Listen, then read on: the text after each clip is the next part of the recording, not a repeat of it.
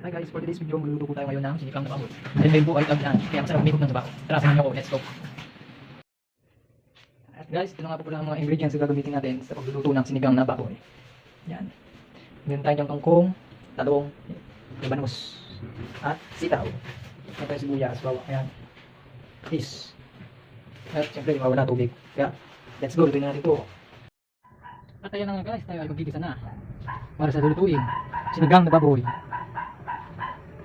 Lagyan na tayo ng mantika. Usually ako kasi gusto ko mas ginigisa kaysa yung direct. Paggisa kasi naluluto yung ano eh, lasa ng mga ingredients na ilalagay. Yan, mga luya, ganyan.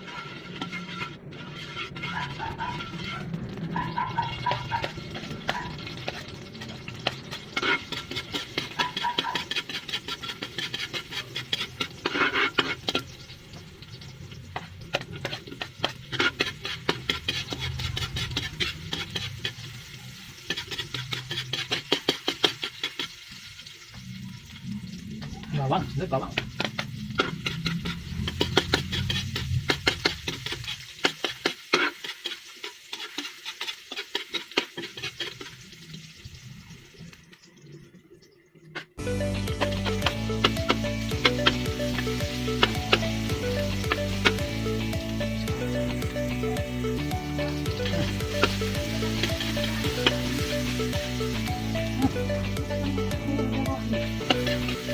Nagtawag pa tayo.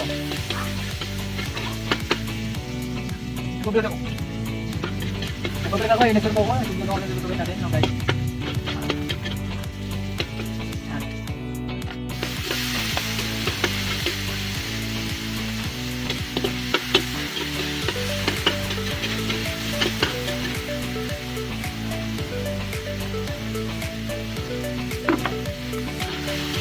Buti na lang. Nakagawin tayo kahit dalawang piraso at mga piraso lang.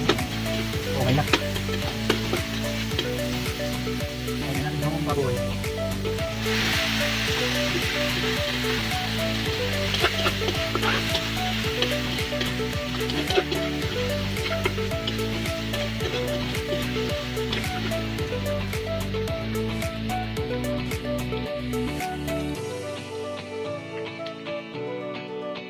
Ayan ang paminta guys. Paminta. Ito nga kundi yun na paminta.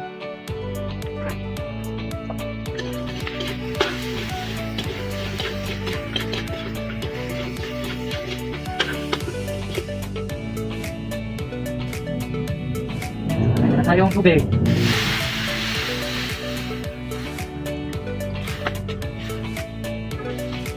Isang gram tubig.